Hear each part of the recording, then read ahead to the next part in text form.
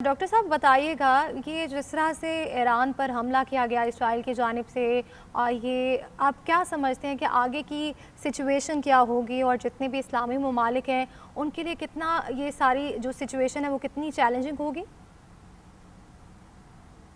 देखिए, एक पहली बात तो इसमें यह है कि जो मैंने पहले भी बात की है, मैं दोबारा ये बात कर रहा हूं कि क्या प्रेसिडेंट ट्रंप अरब ममालिक का, खलीजी ममालिक का, अमेरिका उस तरह से दिफा करने में कामयाब रहा है? गुजरे 24-48 घंटों में जिस तरह वो डिफेंड करने के लिए इनको अरबों रुपए का, अरबों का भी नहीं, ट्रिलियंस में इनको असला देता रहा है। अच्छा, इनके जितने खलीजी ममालिक हैं इनकी एब्जॉर्प्शन पार कम है। जो मैंने पहले भी बात की, मैं दोबारा बात कर रहा हूं, एब्जॉर्ब नहीं कर सकते, ये सस्टेन नहीं कर सकते 2 4 5 दिन। यानी आज के दिन आप ये देखें कि कल के बाद आज दोबारा अटैक अमेरिका और इसराइल ने कर दिया, 2 4 और बिल्डिंग्स तबाह हो गई, कोई लोग शहीद हो गए। लेकिन क्या ईरान में कहीं आपको इस वक्त कहीं पर भी मुजाहरे नजर आ रहे हैं इस वक्त? यानी प्रेसिडेंट ट्रंप ने जो कल बात की थी अपने सोशल ट्रूथ पे भी, तकरीर में भी, कि हम अटैक्स करेंगे और उसके बाद ईरान के अवाम उठेंगे और वो अपनी हुकूमत का तख्ता उलट देंगे। जब से रहबर की शहादत की खबर गई है तो ईरान का माहौल तो बिल्कुल मुख्तलिफ है। उनके पासदारान भी इकट्ठे हैं, उनके जो है वो शहर में पूरा शहरों में शोक मनाया जा रहा है और वहां पर एक अफसरदगी है। और वो मुकम्मल उनका जो इंफ्रास्ट्रक्चर है, जिसमें उनका मिसाइल सिस्टम है, जिनके पास उनको इंटेलिजेंस आ रही है, इंटेलिजेंस अब उनको चाइना का बेजो सिस्टम दे रहा है या उनको वो जो भी सिस्टम यूज कर रहे हैं, लेकिन वो बहरहाल अमेरिका के वो जो आयरन शील्ड के नाम पे अमेरिका ने असला बेचा था सारे अरब ममालिक को। अब ये बात करना तो बड़ा आसान है कि हमारे बरादर, सारे हमारे बरादर मुल्क हैं, ईरान भी हमारा बरादर मुल्क है, अरब ममालिक भी बरादर मुल्क हैं, और हम तो अमेरिका के साथ भी हमारे अच्छे ताल्लुक आते हैं। एज अ पाकिस्तानी मैं समझता हूँ चाइना के साथ तो खैर किसी और लेवल पे हम अपने ताल्लुकात रखते हैं, उसको तो मिक्स नहीं करना चाहिए बाकी मुल्कों के साथ, और रशिया के साथ भी अच्छे ताल्लुक हैं, सेंट्रल एशिया। लेकिन इशू मैं सिर्फ ये देख रहा हूं, पिछले दिनों इस सानह से चंद रोज पहले जब पाकिस्तान पे ये अफगानिस्तान की सॉइल से अटैक हो रहा था, ये सारे मीडिएट करवाने की कोशिश कर रहे थे। इनमें से किसी ने पाकिस्तान का साथ दिया था, किसी ने कहा था, ये वही मुल्क थे जिसे हम रिक्वेस्ट कर रहे थे कि भाई आप जो हैं, मैंने आपसे कहा ना कि हर मुल्क अपना, पाकिस्तान ने भी, मैं अरबाब इख्तियार से कहूंगा कि अगर आपने भी, हमने, पाकिस्तान ने भी इस मरले पे फैसला करना है तो पाकिस्तान ने अपने मफादात को देख के फैसला करना है। इनमें से कितने मुल्क ऐसे हैं, और ठीक है भारत के साथ हमारे जैसे भी ताल्लुकात हैं, अच्छे हैं बुरे हैं, तो उतार चढ़ाव आता रहता है, सब कुछ आता रहता है, लेकिन कभी ऐसा तो नहीं हुआ ना कि इन्होंने एक बिल्कुल सख्त पोजीशन ली हो पाकिस्तान की फेवर। आज अगर जो है, मतलब हमने भी हमारी अपनी जंगें हैं, हमारे अपने मसाइल हैं, हमारी अपनी पोजीशनिंग है, कई जगहों पे हमारी फॉरेन पॉलिसी उनके साथ मिलती है, कई जगहों पे नहीं मिलती, हर मुल्क की अपनी फॉरेन पॉलिसी होती है, हमारे अपने खतरात हैं। मैं सिर्फ ये कहना चाह रहा हूं कि ये सारे मुल्क दुनिया के इस वक्त उनके लिए एक बहुत बड़ा सबक है, और सबक ये है कि अपनी दौलत पे, अपनी टेक्नोलॉजीज पे, और सारी इस चीज पे, मतलब अपनी इंटेलिजेंस पे काम करो, आर्टिफिशियल इंटेलिजेंस के साथ साथ, ठीक है ना, और अपने दीन, अपने ईमान, अपनी कन्विक्शन, और जो आप अपने मुल्क से मोहब्बत रखने, अगर आपने अपने पूरे मुल्क ही आउटसोर्स किए हुए हैं, फिलिपिनोज को और इंडियंस को और पाकिस्तानीज को और बांग्लादेशीज को, और लोग बाहर से आ रहे हैं, पूरे मुल्क ही आपने आउटसोर्स किए हुए हैं, और अपना अपना डिफेंस सिस्टम भी आपने आउटसोर्स कर दिया है। 90,000 तो उस वक्त की फिगर है, आज से कई साल पुरानी। ये war on terror, so called, ये जो वॉर ऑन टेरर थी अफगानिस्तान की, उसमें कोई 1 लाख से ज्यादा शहादतें हुई हैं। हमारे पाकिस्तान के सिक्योरिटी एहलकार, सिक्योरिटी फोर्सेस के, ये मैं आपको बताऊं, सिपाही नहीं, सिपाही भी, सूबेदार भी, मेजर्स भी, कर्नल्स भी, ब्रिगेडियर्स भी, आला तरीन लेवल्स पे ऑफिसर्स की शहादतें हुई हैं।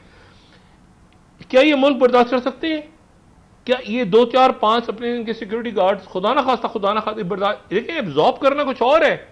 एक होता है ना कि बैटल हार्डेड फौजें हैं हमारी, तुर्किया की, पाकिस्तान की, ईरान की, इजिप्ट यकीनन जा चुका है जंगों में, लेकिन पाकिस्तान से ज्यादा तो कोई भी नहीं गया ना। मैं आपको सिर्फ ये कह रहा हूं कि इस वक्त सिनेरियो ये है कि इस वक्त वो 1 मिलियन, 2 बिलियन, 3 बिलियन, 4 बिलियन ये ऐसे एवेपोरेट होंगे, ऐसे, क्योंकि उसकी वजह यह है कि बिलियंस ऑफ डॉलर्स का तो ऑलरेडी नुकसान हो चुका है। एयरपोर्ट पे देखें, असल चीज जो होती है ना वो कॉन्फिडेंस होता है। ये मुल्क कॉन्फिडेंस, ये कॉन्फिडेंस कि हमारे यहाँ आप आके इन्वेस्टमेंट करें, कभी कुछ नहीं होगा, आप सेफ रहेंगे, आप चिल करेंगे, सुबह शाम रात दिन आगे। अगर आपकी खुराक आप खुराक पे डिपेंडेंट हो जाए, अगर आप पानी आपका खत्म हो जाए, अगर आपका एक डिसैलिनेशन प्लांट उड़ जाए साहिल पे, तो एक मुल्क का, एक शहर का पानी खत्म हो जाएगा। मैं नाम नहीं लेना चाह रहा, बड़े बड़े शहरों की मैं बात कर रहा हूं। एक ग्रिड स्टेशन हिट हो जाए तो उसके बाद बिजली फैक्ट्री सारी बंद हो जाए, केबल कट जाए, कनेक्टिविटी खत्म हो जाएगी। बात सारी ये है कि ये सबक है कि टेक्नोलॉजी पे, पैसों पे, और आप अपनी ये बाकी जो भी, मैं हमारे ब्रादर मुल्क हैं इस वक्त, लेकिन मैं सिर्फ देखना चाह रहा हूं कि क्या प्रेसिडेंट ट्रंप इनके साथ उस तरह खड़े हैं जिस तरह प्रेसिडेंट ट्रंप को इस वक्त खड़ा होना चाहिए था। मेरा तासुर है नहीं खड़े, नहीं खड़े। और उसकी मैं आपको एक सॉलिड रीजन बताता हूं कि जो रिजर्व ऑयल्स हैं, जो रिजर्व्स हैं अमेरिका के पास अपने ऑयल, वो उन्होंने इस वक्त दुनिया को, उन्होंने कहा कि हम अपना रिजर्व अपने पास रखेंगे, इस वक्त हम अपना रिजर्व अपने पास रखेंगे। इस वक्त ये पेट्रो डॉलर से अगर युआन के ऊपर चेंज करने की कोशिश भी करते हैं तो ये और मारे जाएंगे, क्योंकि ये तो टाइम ही नहीं है। वो युआन पे तो तब चेंज करेंगे ना जब ये आप नए हुर्मुज़ खुलने देगा ईरान, या जब वो बाबे। और दूसरी साइड आप ध्यान में रखें, ये तो बिल्कुल एक घेरा डाला, एक घेरा सा डल गया है ना इन खलीजी मुल्क। ये अगर आप नक्शा देखें तो एक आपको लगेगा घेरा है। एक तरफ हुतीज हैं, एक तरफ जो है वो ईरान है, एक तरफ हिजबुल्लाह है। आपको पता है हिजबुल्लाह के पास, आज मेरी किसी से बात हुई, आज के दिन में आप कह रहे हैं ना हिजबुल्लाह खत्म हो गई, 1 लाख उनके पास फाइटर्स हैं आज के दिन में। 1 लाख सईद हसरतुल्लाह की शहादत के बाद उन्होंने खामोशी से 1 लाख फाइटर्स को रिक्रूट किया। फिर उसके बाद आप, तो बात सारी ये है कि ये जो स्ट्रेटेजीज आप बनाते हैं, इन अरब ममालिक की भी तो प्रॉक्सीज हैं, इन्होंने भी तो प्रॉक्सीज के थ्रू ही सारा कुछ किया है ना। सवाल ये कि ईरान की प्रॉक्सी दूरी इनकी। मैं सिर्फ ये कहना चाह रहा हूं कि एक सबक इसमें सारी दुनिया के लिए, यूरोप को डंप कर दिया प्रेसिडेंट ट्रंप ने। प्रेसिडेंट ट्रंप ने वोट खलीजी रियासतों से नहीं लेने, अरब ममालिक से नहीं लेने। वो मेक अमेरिका ग्रेट अगेन है, make middle east great again उनका मोटो नहीं है। इस वक्त वो ये देख रहे होंगे कि ये कितने क्या इनके वो एसेट्स जो हमारे पास ऑलरेडी महफूज हैं, क्या इनके पैलेसेस और इनके घर और इनका जो पैसा हमारे पास रखा है, क्या हम उसी में से, क्योंकि ये तो फंस गए हैं, इनकी तो वहां से तिजारत बंद हो रही है। और अगर 24-48 घंटे 72 घंटे ये तक ये मामला जारी रहता है, मैं वॉर गेमिंग कर रहा हूं। प्रेसिडेंट ट्रंप भी सोचेंगे कि यार एक मिनट है, जो फिर इनके इधर के एसेट्स इनसे ले लेते हैं और फिर इनको कुछ हेल्प कर देते हैं, मगर क्या हेल्प करेंगे?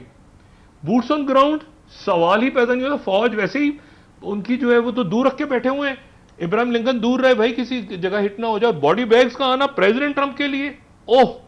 और अगर किसी ने खबर दे दी कि ऑलरेडी कोई बॉडी बैग ये जहां भाग हो गए। एक देखें, एक बिल्डिंग जिसको निशाना बनाया गया, नेवल ऑफिसर्स रहते थे वहां पे अमेरिका के, वो जो एक बड़ी सी बिल्डिंग है, मैं नाम नहीं लेना चाह रहा हूं, उस पर आग लगी नजर आ रही है। वो होटल कहें जो भी कहें, वहां उनके नेवल ऑफिसर, इतनी एक्यूरेट मालूमात है ईरान के पास। मेरा ये सवाल है कि क्या प्रेसिडेंट ट्रंप ने यूरोप की तरह इन ममालिक को डंप कर दिए? ये वो तवील जंग नहीं है यूक्रेन की तरह की कि 2022 से लेकर 2026 तक ये अरब ममालिक लड़ते रहेंगे या ये रीजन लड़ता रहेगा। नहीं, ऐसा नहीं है। 24 घंटों में आप देखें ना, उनकी इकोनॉमी क्रैश हो रही है। आपने हुर्मुज़ को बंद किया, आपने वो ठीक है, उधर वो जब ये गंदम का मसला खड़ा हुआ था ये ब्लैक सी में, तो दुनिया के लिए एक बहरान पैदा हो गया था। लेकिन वो गंदम की वजह से ऐसा नहीं हुआ था कि भूखे मरने शुरू हो गए थे लोग सारे पाकिस्तान के या बाकी मुल्कों के दुनिया में। हमारे पास अपना राशन, अपनी चीजें, अपनी कुछ है हमारे पास। तो बात मैं सिर्फ देखिए, मैं फिर वही बात कह रहा हूं कि क्या प्रेसिडेंट ट्रंप ने वो ये लंबी जंग नहीं है यूक्रेन वाली कि पोलैंड सस्टेन कर जाएगा और फ्रांस भी सस्टेन कर गया, और ठीक है उनके माशी मसाइल हैं, सब कुछ है। इन मुल्कों की जो शेल्फ लाइफ है ना सस्टेन करने की, वो घंटों में है। आप बंद कर दें 2-4 एयरपोर्ट, देखिए बिलियंस ऑफ डॉलर खत्म हो जाएंगे। एयरलाइंस बंद हैं। अच्छा, एयरलाइंस के लिए फिर फ्यूल कहां से आएगा? तो एयरलाइंस का फ्यूल कहां से आएगा? एक एयरलाइन मिसाल के तौर पर अगर जो है वो उसने फ्लाई करना है, वो एक जगह आ गई, आके उसने रिफ्यूल होना था, अब वो जहाज यहां फंस गया, जिसने वहां जाना था वो वहां फंस गया। तो ये जो है ना, ये आप इसकी जो जियो पॉलिटिक्स समझें अच्छा, यहां से इन्होंने आबना हुर्मुज के पैरेलल दूसरे पाइपलाइन बिछाई हुई थी। वो पाइपलाइन जो है वो रेड सी में या उधर स्विस की तरफ खुलती थी मुतबादिल। वो उधर हुतीज ने वो बाब मंदला पे पहले बैठे हुए सारे। तो मैं आपको सिर्फ ये कह रहा हूं, और उधर हमास हिजबुल्लाह, आपका क्या, मैंने आपको हिजबुल्लाह की एक्यूरेट, ये मुझे उनके एक अहम बंदे ने कहा, मैंने कहा कितने तुम लोग तो खत्म हो गए हो। उन्होंने कहा जी हमारे पास इस वक्त तकरीबन, हमारे पास इस वक्त जो रजिस्टर्ड लोग हैं जो जाने देने को तैयार हैं, वो इसराइल के खिलाफ लड़ने को तैयार हैं, वो 1 लाख हैं।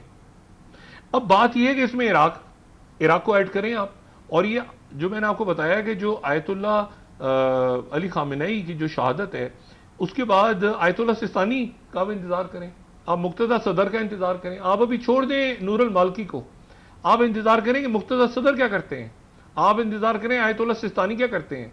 और ये जो अराफी हैं, जो आयतुल्ला अराफी जिनका नाम चल रहा है, आयतुल्ला अली अराफी जिनका नाम है, 66 साल इनकी उम्र है। ये जो है, ये अगर ये मुंतखब हो गए तो प्रेसिडेंट ट्रंप और ये सारे लोग याद करेंगे अली खामेनेई को। उसकी वजह ये है कि ये एक तो ताल्लुक इनका कुम से है, ये सख्त हैं, बड़ी वाज़ेह इनकी जो है वो पॉलिसीज रही हैं। और आयतुल्ला बाकर साजिद के ये जो है ये स्टूडेंट रहे हैं, और इनसे गालिबन मेरी किसी वक्त मुलाकात हुई भी है, शायद ये उस वक्त कहीं किसी शूरा में कहीं थे, तो मेरा ख्याल है कि कहीं ईरान का विजिट कर रहा था किसी जगह, तो मैं इनसे मिला भी हूं। तो ये बहुत सख्त गिर इनकी पर्सनैलिटी है, बड़ी स्ट्रेट है ये।